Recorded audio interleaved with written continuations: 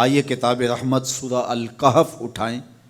اللہ تعالیٰ نے ایک واقعہ بیان کیا ہے حضرت موسیٰ اور حضرت خضر علیہ السلام کا، کہ حضرت موسیٰ علیہ السلام عزم مصمم کر کے جب چلے تو اللہ فرماتا ہے کہ ہم نے حضرت موسیٰ علیہ السلام کو جس بندے کی نشانی بتائی تھی وہ بندہ ان کو وہاں مل گیا۔ سفید چادر اوڑے حضرت خضر علیہ السلام وہاں لیٹے ہوئے تھے، تو یہ جا کے ان کے پاس کھڑے ہو گئے کہ حضرت میں آپ کی خدمت میں اس لیے آیا ہوں کہ اللہ نے آپ کو جو خصوصی علم عطا کیے ہیں میں ان کو سیکھنے کی غرض سے آپ کی چوکھٹ پہ آیا ہوں۔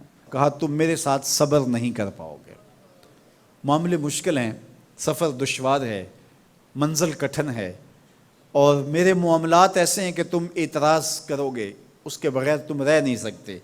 حضرت موسیٰ علیہ السلام نے کہا اگر اللہ نے چاہا تو آپ دیکھیں گے میں صبر کروں گا، اور آپ کے کسی حکم کی کسی کام کی میں نافرمانی نہیں کروں گا، کسی کام کا انکار نہیں کروں گا۔ کہا کہ اچھا شرط یہ ہے کہ جو میں کروں اس پر تم اعتراض نہیں کرو گے، سوال نہیں کرو گے، یہاں تک کہ میں خود ہی نہ بتاؤں۔ تو کہا کہ یہ شرط ٹھہری، میں کوئی بات نہیں کروں گا۔ فانطلقا، دونوں چل پڑے، دریا کے پار جانا تھا۔ جو کشتی کا مالک تھا، کشتی بان تھا، وہ حضرت خضر علیہ السلام کو جانتا تھا، تو اس نے کرایہ بھی نہیں لیا، لیکن جب کشتی پر سوار ہوئے تو عصا مار کے حضرت خضر علیہ السلام نے کشتی کا ایک پھٹا توڑ دیا۔ تو بے ساختہ حضرت موسیٰ علیہ السلام نے کہا آپ نے پھٹا توڑ دیا، یہ سارے ڈوب جائیں؟ کہا میں نے کہا تھا نا تم میرے کاموں پہ صبر نہیں کر پاؤ گے۔ تو حضرت موسیٰ کو یاد آیا، کہا میں بھول گیا تھا، اس پر مواخذہ نہ کیجیے۔ پھر دونوں چل پڑے، بچے کھیل رہے تھے، ایک خوبصورت لڑکا وہ بھی بچوں میں کھیل رہا تھا۔ حضرت خضر آگے بڑھے اور اس کی گردن مروڑ دی، اس کو قتل کر دیا۔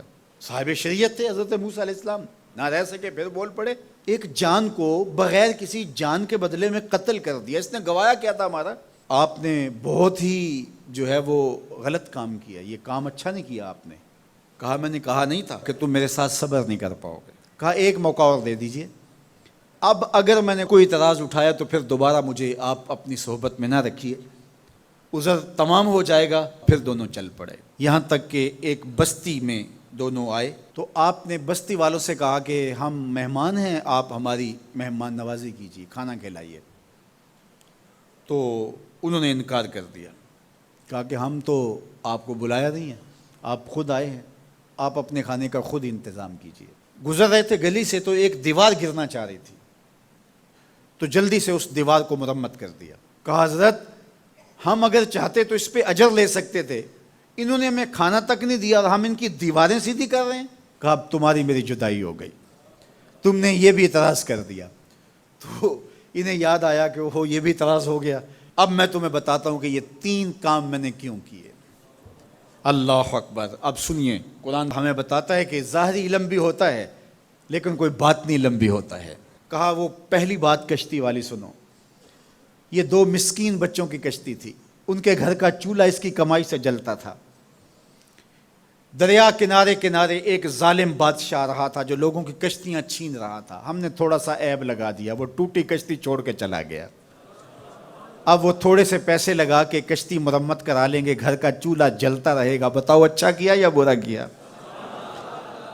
کہا رہی بات اس بچے کی جس کو ہم نے قتل کیا، اس کے ماں باپ مومن تھے، نیک تھے، صالح تھے، بچے نے بڑا ہو کے بہت برا ہونا تھا، ہم نے اس کو قتل کر دیا، اللہ اس کے بدلے ان کو بہتر اولاد دے گا۔ علماء تفسیر نے لکھا ہے اس بچے کے بدلے میں اللہ نے ان والدین کو ایک بیٹی عطا کی جس کی نسل سے 70 نبی پیدا ہوئے۔